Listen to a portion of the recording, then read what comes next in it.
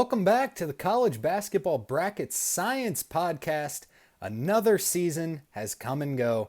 UConn is your 2024 March Madness champions for the second straight year. Congratulations to Dan Hurley and the Huskies, and to Tristan Newton for being the most outstanding player.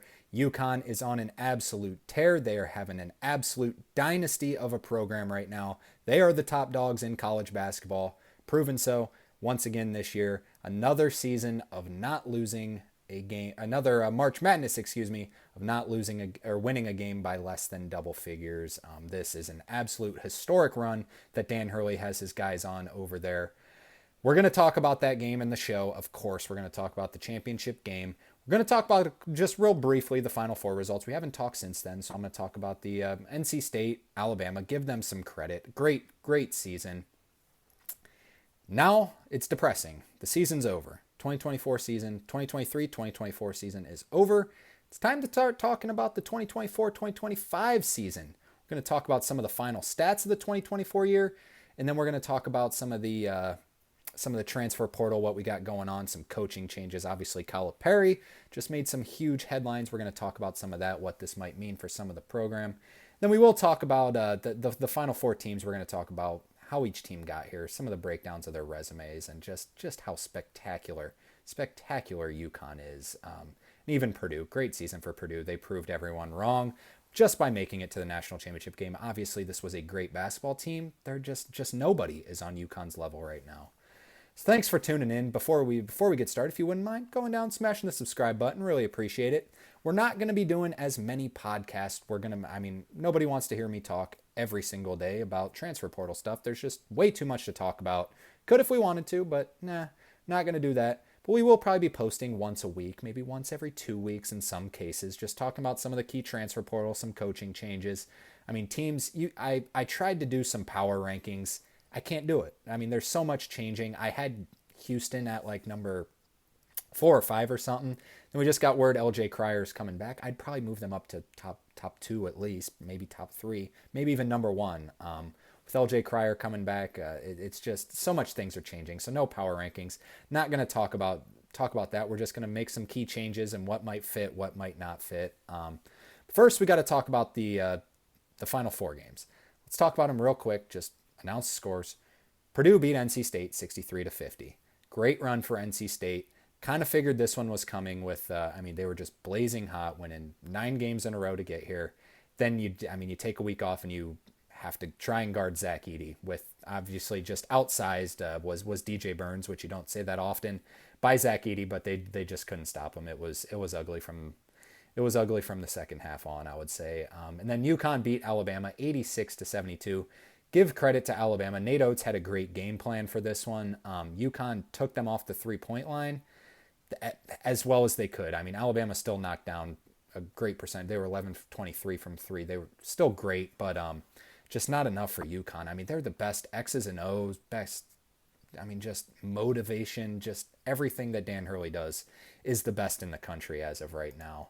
So that set up Purdue versus UConn, which most basketball fans were really rooting for, just because we thought Purdue was like the only one that could even give UConn maybe a game. And it was a game through the first half. It was 36-30 UConn at the end of the first half, but then it was just UConn the entire second half. They came out hot. Only outscored Purdue 39-30 in the second half, but it was a bigger margin than that, or so it felt. For Purdue, spectacular season. Zach Edey in this one had 37 points, 10 rebounds. Yes, he had 37 of their 60 points, and Braden Smith actually had 12 points. So combine that, 49 of their 60 points came from Zach Edey and Braden Smith. UConn's game plan was basically, hey, we're gonna let Edey do his thing. As long as we take away their 3-point attack, we're gonna win the game, and that they did. Purdue ended up 1 for 7 from 3. They only took 7 threes, which is more impressive than anything. They've taken 8 threes in like 300 and some games in a row, something stupid like that. They had a game plan, they stuck to it, and it worked. It's just Dan Hurley, just another incredible job by him. For UConn on the offensive end, we already mentioned Tristan Newton was the most outstanding player.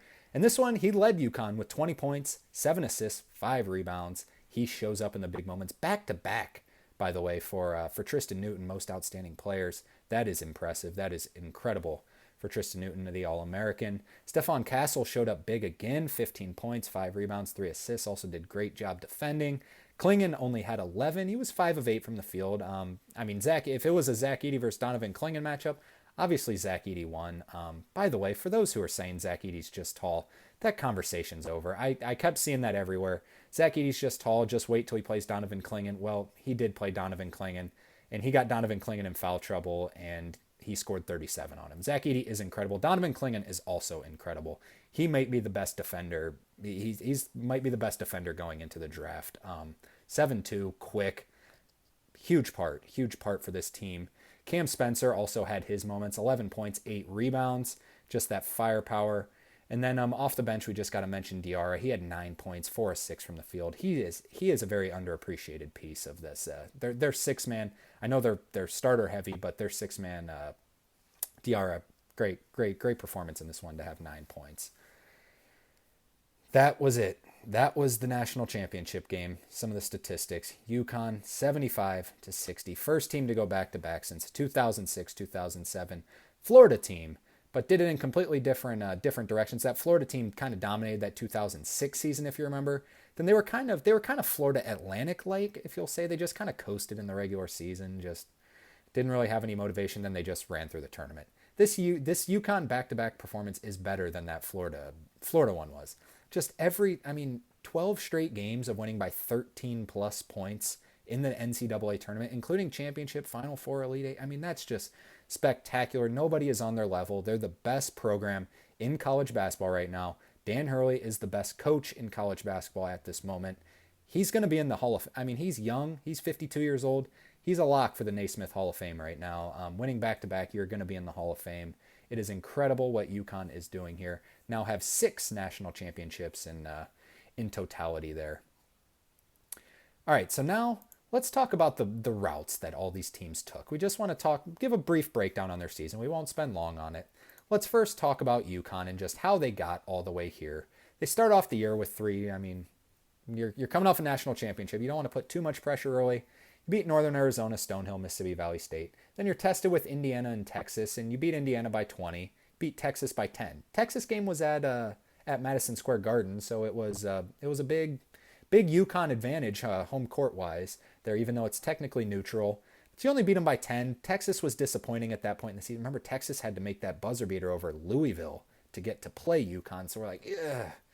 Then you beat Texas by 10, and you're like, all right, yeah, maybe you should beat them by a little more. You beat Manhattan, beat New Hampshire, lose to Kansas. At Kansas, Allen Fieldhouse. Nothing wrong with it. Nothing wrong. But at this point, we weren't thinking, yeah, this UConn team they're better than last year's team. And then things took a turn. You beat North Carolina. You beat Arkansas Pine Bluff. You beat Gonzaga. Gonzaga was basically at Gonzaga. It was semi-away, according to KenPom. It was in Washington. It wasn't in Spokane, but it was a 13-point victory in basically a road environment, not to mention that North Carolina win on a neutral. And then you lose your opening Big East game to Seton Hall by 15 at Seton Hall. And you're like, yeah, this team's 10-2, 0-1. They've beaten North Carolina and Gonzaga, Texas. But you're like, yeah, it's so hard to repeat. At this point, they're like plus 1,500 to win it all. Kansas is a favorite. Duke's up there. Still, at this point, Arizona and Purdue are both up there. And then everything changed. You beat St. John's by 4. St. John's plays them well. It's Rick Pitino. And then they dominated. DePaul, Butler, Xavier, Georgetown, Creighton, Villanova, Xavier, Providence, St. John's, Butler, Georgetown, DePaul, Marquette, winning all of those games in a row, 14 in a row. Then you lose that game at Creighton where Creighton shot like 65% from 3 or something stupid like that. Then you beat 4 quality teams in a row right after that. Villanova, Seton Hall, Marquette, Providence. Run through the Big East tournament like nothing. Xavier, St. John's, Marquette. Then in the NCAA tournament, you beat Stetson as you should. Dominate Northwestern. Absolutely dominate San Diego State in a championship game rematch. You beat them by 30. Dominate Illinois by 25. Go on a 30-0 run in that game. Beat Alabama. Alabama played them as well as anyone. Still lost by 14. Then dominate the national championship game. It is spectacular. Spectacular what they are doing here. They won 27 of their last 28 games. That lone loss coming at Creighton. Creighton was a 3 seed, made the Sweet 16, almost made the Elite 8, and that's the only game they lost in that stretch. This team was better than last year's team.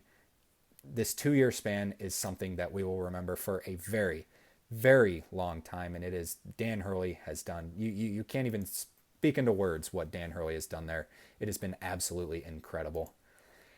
Now we just want to talk about Purdue's route as well. Given some credit to Purdue. Purdue had a spectacular season after losing to Fairleigh Dickinson in their opening game of March Madness last year.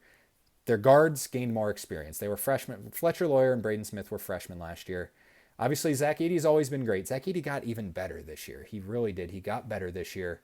And then the addition of Lance Jones was obviously huge. They start off the year with 2 tournament teams, believe it or not. Samford and Morehead State beat Morehead State by 30 and Samford by 53, excuse me. So it was kind of like, all right, we're back. We're on a mission. Their redemption tour started right away. Everyone was big on Samford to beat Kansas in March Madness, and Purdue beat them by 53. So then you beat Xavier, Gonzaga, Tennessee, Marquette, and right away you're number 1 in the AP poll. Like everyone's like, all right, they're back. We'll see what they do in March. That's all people wanted to say. Then they had a great span going through. We're not going to go through every game, but they entered the tournament. I mean, you lost in the Big Ten tournament to Wisconsin, but it was like, okay, they don't care about they won the Big Ten tournament last year. It didn't really mean anything. So this year, lost in the Big Ten tournament, and it just kind of gave them more time to prepare. Snuck by that Grambling State team, not snuck by, but snuck by the 16 seed upset, I guess. They got rid of those demons, beat them by 28, and then Utah State was where they really put people on the map. Beat them by 39, and Utah State won the regular season Mountain West. They beat them by 39. Then they beat a blazing hot Gonzaga team by 12. Snuck past Tennessee. That game was close. Tennessee was great. They beat them by 6. And they're lucky to kind of play an 11 seed in the Final Four. Beat NC State by 13. So they made the national championship. Those demons are recovered from that 16 seed loss. They just, in the championship, they ran into the better team. They ran into one of the best teams we've ever seen in college basketball, quite frankly. Lose to UConn by 15 in the national championship. Incredible run for Purdue. I'm sad to see Zach Edey go. I know he's so hated for no reason. I know he's not. He can sometimes not. You can watch some of the games and you're like, yeah, he's a little bit heavy on his feet. He's 7'4". Watch Yao Ming highlights. He was the same thing. He's just as good. I'm not going to say just as good as Yao Ming, but he's got a long way to go for that. But in terms of college players, he's as good as anyone we've seen in a really long time. So congrats to a great career. Congrats to Purdue for hanging in there and getting all the way to the national championship. All right, now let's talk about some of the final stats. We just want to talk about some of the KenPom stats because everyone loves KenPom stats. Really appreciate that all over Twitter, TikTok even, and especially Instagram. Everyone, those Instagram KenPom just always goes viral. Actually had to email KenPom and make sure that it was okay that I was using using this for social media, I guess. And he said, yeah, it's fine. Really cool. Thanks to him for letting us to continue to do this. But starting, we're just going to go through. I want to talk about just the top 16. That's what I posted on Instagram, Twitter, TikTok. I just want to talk about the top 16 teams where they finished. Purdue was not number 2. Purdue was number 3. UConn was number 1. They were the best offense by a mile, and they were also the best defense, or the 4th best defense, excuse me. What I want to say is they probably would be the best defense, but remember Stefan Castle was out for a while. Donovan Clingan was out for a while. Those are your 2 best defenders. So if they're not out, you're probably looking at first overall, first offense, first defense. That'd be pretty cool. Houston still did end up number 2. It was UConn, Houston, and Purdue the entire way as the 3 best teams, but unfortunately Houston just lost their All-American best player in the wrong time. Jamal Shed got hurt, changed the game, and Duke ended up beating them. Or else I think we might have been talking about a UConn-Houston championship game. Would have loved to seen Houston play Purdue. That would have been a special game.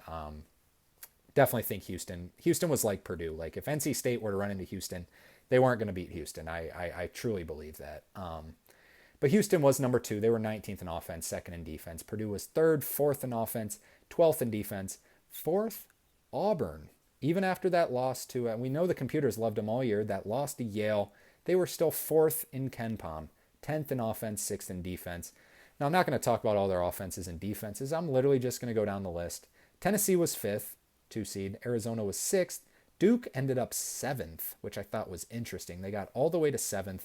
Iowa State was 8th. North Carolina, the final 1 seed, was down at 9th. Illinois 10th. Creighton 11. Gonzaga 12. Marquette 13. Alabama, they made the Final Four and they were 14. So that's pretty cool. There, Alabama ended the season 111th in defense, by the way. Second in offense, 111th in defense. So just think if they'd have spiced up that defense a little bit. I know Nate Oates did a great job and tried all he could, but that was obviously what ended up costing them in the end. It was better in the NCAA tournament. I gotta say it was much better.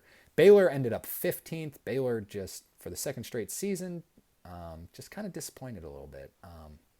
Now Michigan State, actually, believe it or not, as a 9 seed was 16th. Wisconsin, BYU, Clemson, St. Mary's, right behind them in the 17th through 20. Then we just got to mention NC State was 45th. They ended up 45th. That's actually probably the highest they've been. They were much lower. There was statistic-wise no way that they should have been in the Final Four, but they proved people wrong. DJ Burns, they were blazing hot. It was pretty cool to watch. Love seeing them make a big run. Now let's talk about. We just want to talk about what the conferences ended up. That was a big topic of conversation. Was the ACC really the best conference? It's hard. It's hard to tell. The ACC ended 12-5. They had the most wins out of anyone, but they had a team go to the Final Four, and it wasn't their best team. It was their 10 seed made the Final Four. So take that as you want. Does that make them the best conference? I don't know. I'm open to anyone saying it. I don't think it's the best conference. The Big East ended 10-2. Obviously, they were so top heavy. They played 12 games. The Big East did with 3 teams. The Big 12 had 8 teams and only played 14 games. So that just kind of shows how great UConn, Marquette, and Creighton all were. The Big 10 ended up 10-6. The Big 12 ended up 7-7. Pac-12 6-4. The SEC ended up 8-8. Tennessee and Alabama kind of just carried them. Mountain West 4-6. West Coast Conference 2-2. The only 2 teams there were St. Mary's and Gonzaga. Then the A10 ended up 2-2. Dayton and Duquesne. Then the American ended up 0-2 overall. UAB and FAU. So take your pick. Who's the best conference? I'm willing. Comment below. Let me know who you think, because I really don't know. I know it sounds nuts. I do think, the Big 12 is the deepest conference. The Big 12 has the most teams that can play with just about anyone. They did not perform too well, though, so I understand anyone who says that the Big East or ACC is the best, but the Big 10, also throw them in there. Illinois and Purdue, the Big 10 will be back. Michigan State had a bad year, had a down year. And normally, you got the Ohio States and the Michigans in there, but this wasn't their year. We'll see where those will be some of the coaching changes we're going to talk about heading into next year. So fun stuff there. All right, next we're going to move in. The 2024 season's over. Let's move into the 2024-2025 season, I guess, would be more realistic. But first, I want to give a quick shout out to our good friends over at FANATICS. Get your UConn championship gear at FANATICS. They have great brands over there, great deals, great customer service. You can get everything you need over there. They're always running deals. Right now they're running a deal where they're offering 25% off everything in store. If you want that UConn championship shirt, 25% off. Just use code FLASH. The link is in the description for those who want to check it out. No matter what team, if you want to prepare for next year or if you want to celebrate this year, go check out FANATICS. Once again, link in the description, code FLASH, 25% off. All right, now we're going to talk about some coaching changes in the transfer portal. Let's move into next year. Let's start with some of the coaching changes. Obviously, the big one, Arkansas, John Calipari. John Calipari moving to Arkansas. I think this is the best move for both parties in terms of this might be outrageous. I'm not that pleased of the hire for Arkansas. Calipari, I think obviously he's the best recruiter we've ever seen. Will he recruit to Arkansas is the question. Did that Kentucky brand mean that much? Big Blue Nation. Can he do the same thing to Arkansas? I'm sure he'll still do it well, but can he do it at the same level he was doing it? We'll see. He's getting $7 million a year. I think that's too much money. I think John Calipari is a terrific guy. I think his players really do like him. X's and O's, he isn't great, but to do what he can do, if he could build up that program at Arkansas just like he did at Kentucky, I don't hate the hire, but we'll see. We'll see going forward. The big question is who's going to replace him at Kentucky. It seems to be leaning towards Scott Drew from everything I've seen. I'm not going to make any predictions. That's just a guess, just because Dan Hurley said no, Jay Wright said no. I quite frankly thought I can't believe I'm saying, I thought they might go after Rick Pitino. Now, call me out, that might be stupid. I thought they might. I mean, he's a proven coach, and obviously Kentucky, I mean, he's been there. Maybe it was a little bit too much, but we'll see what they do going forward. If they do hire Scott Drew, I'll be interested to see who replaces Scott Drew at Baylor. If it might be Jerome Tang from Kansas State, obviously the longtime Scott Drew assistant. So we'll see what that means going forward. Let's move on from Calipari. Let's talk about some of the other big ones. Charleston hired Chris Mack to replace Pat Kelsey, who went to Louisville. Pat Kelsey moves on to, I think this is a great hire, moving on to Louisville. I think he can rebuild that program, brings a lot of energy. Darian DeVries left from Drake to go to West Virginia. That was another big one. And then obviously Dusty May going to Michigan. That was another huge one. That was heavily kind of not expected. Thought he was going to go to Louisville, but ended up working out. Danny Sprinkle moving on to Washington. Good hire. Danny Sprinkle, proven. He's moving up the ranks quickly. He might be one of those where, I mean, he's obviously already in a power conference, moving to the Big Ten, but he might be one of those that you'll see coaching out of Kentucky in a couple years. He's incredible. Then just a few other ones we'll quickly mention from Indiana State to St. Louis, Josh Schertz. That was an interesting one. We'll see what if he brings over Robbie Avila, because right after he mentioned that, Robbie Avila entered the transfer portal. So that's something to keep an eye out for. Ohio State hired Jake Diebler from Chris Holtmann. We talked about this a while ago, that he was the interim and he did a fantastic job, so they replaced him. While Chris Holtmann went to DePaul, and we'll see if he can rebuild that program. That program is it's pretty far gone. David Riley replaced Kyle Smith at Washington State. Kyle Smith built something great there. He did an incredible job to get them into the tournament. What else can you say about Kyle Smith? Washington State should never be in an NCAA tournament, and they were. They made it all the way there thanks to Kyle Smith. He moves on to Stanford. Stanford, a great job. They moved on from Jared Haas. Jared Haas out of Stanford, moving on to Kyle Smith. And then USC, we just got to talk about Eric Musselman going to USC, and I think that's covered about all of them. I mean, we can go through some of the other ones that replaced, like David Riley replaces Washington State. Mark Byington went to Vanderbilt, by the way. Got to talk about that real quick, too. That's a great hire. Then there's some other mid-major ones out there, like Wright State. Scott Nagy's gone. Jared Calhoun from Youngstown State moves on to Utah State to replace Danny Sprinkle. So a lot of things changing. Things are changing every single day. Drew Joyce replaces Keith Damrod at Duquesne too, as well. We got to mention that one real quick. So that I think that's a good hire as well. Everyone loves Drew Joyce. He's talked about so well by every coach that he ever comes across. So that's some of the coaching changes. Obviously, a lot more will change. A big one's going to be that Kentucky job. Who will replace Calipari? Keep your eye on that. Now let's move into the transfer portal. Some of the big ones. Some people have already committed. Some haven't. If you haven't checked out 247 Sports, go do that. They rank the transfer portal. It's a very easy site to use. The number one rank in the transfer portal is Omar Ballo from Arizona. Where will he go? He's a big 7-footer. I have a feeling it's going to be Ohio State, and I don't know why. I just kind of have that feeling he's going to lean towards Ohio State. He was Pac-12. Was he player of the year last year? I know he was first team last year. I think he was second team this year. I don't think he's that good, quite frankly. I'm not trying to hate on him. I mean, he's not bad. He averaged like 12 and 10 this year, but compared to the likes of like he's not that guy who can get you over the hump. He's not the Zach Edey. He's not the Donovan Clingan, the big guy, even the DJ Burns that can get you to the next level. He's not that. Transferring from Arizona, getting away from Tommy Lloyd. We'll see. We'll see where he goes. I'm leaning towards Ohio State right now. I don't know why he's transferring from Arizona. Quite frankly, didn't really hear the whole story, but moving on. We'll see what that means going forward. John L. Davis, he's the second ranked transfer. Moving from FAU, we'll see if he goes with Dusty May to Michigan. John L. Davis, he was co-player of the year this year with Elijah Martin in the conference, and he was player of the year last year in Conference USA. This year, obviously moving to the American. He is a star player. He has a lot of talent. I think he'll be in the NBA one day.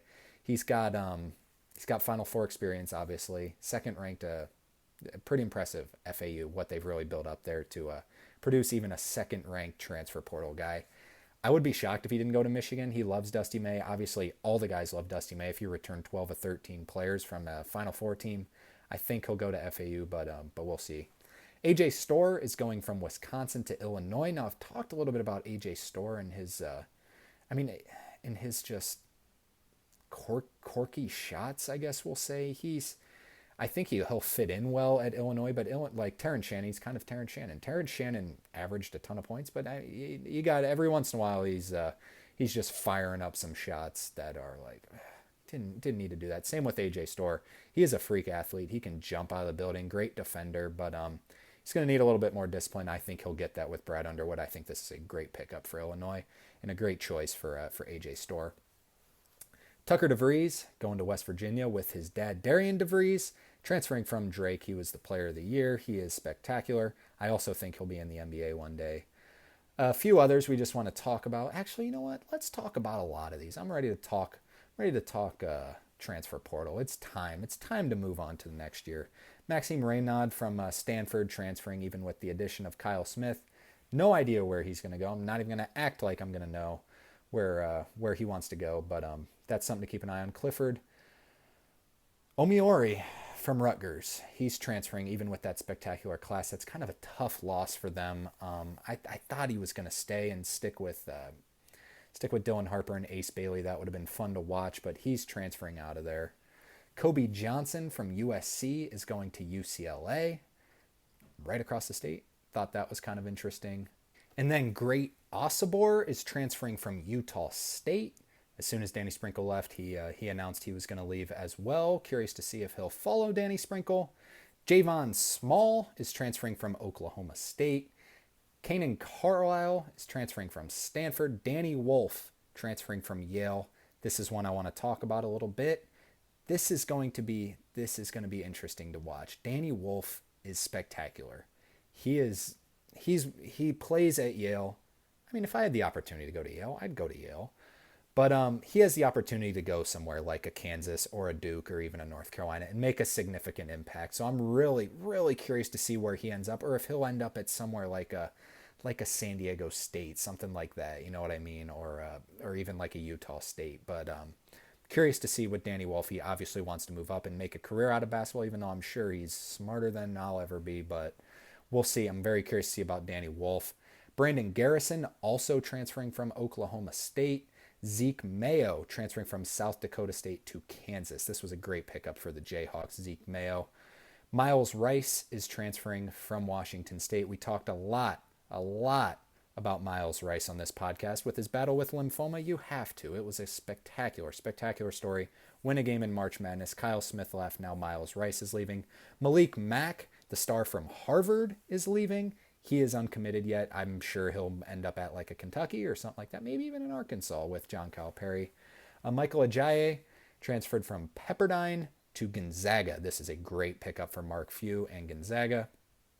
Adu Fierro transferring from Kentucky. We'll see if he ends up at Arkansas with Calipari.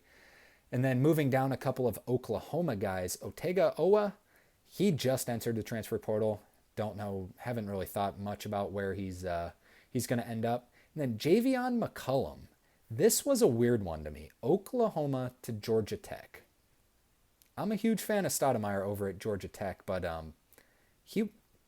Javion McCollum was the best player at Oklahoma, a team that got left out of the tournament that many people thought should have been in before Virginia. They got left out. I don't know. Maybe I'm never going to jump to conclusions about someone's story. You never know. Maybe there's maybe he just didn't like the school. Maybe he's academic, but basketball wise, this one shocked me to go from Oklahoma to Georgia Tech. Love Georgia Tech, but we'll see. Kylan Boswell moving from Arizona to Illinois as well, joining AJ Storr over there in that backcourt. I don't like that backcourt whatsoever. Kylan Boswell, I mean, did you guys watch that Arizona game? It was just I watched way too many Arizona games this year, and everyone's saying Kylan Boswell. Every time I watched him, I'm like, oh my goodness, he wouldn't play on my rec league. Like it, Kylan Boswell with the mix of AJ Storr. I mean, I will say this about Kylan Boswell. He's a great defender. He is a terrific defender. So is AJ Storr. I'm extremely skeptical about those two playing together. I don't know. We'll see. We'll see. That's all I'm gonna say. Tremont Mark is transferring from Arkansas. He is uncommitted anywhere else yet, so we'll see about that. Tremont Mark obviously just transferred from Houston, so that'll be fun to watch. Vladislav Golden transferred from FAU to Michigan. We'll see if that gives the push for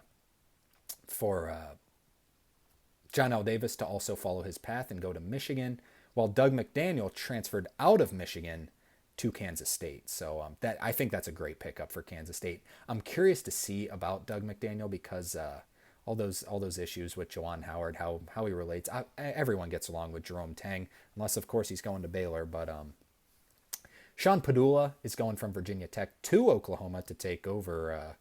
I think this was a great choice to get out of Virginia Tech. Sean Padula is great. He is a terrific basketball player. I think he's going to do a really, really good job over at Oklahoma. I think this was a great move.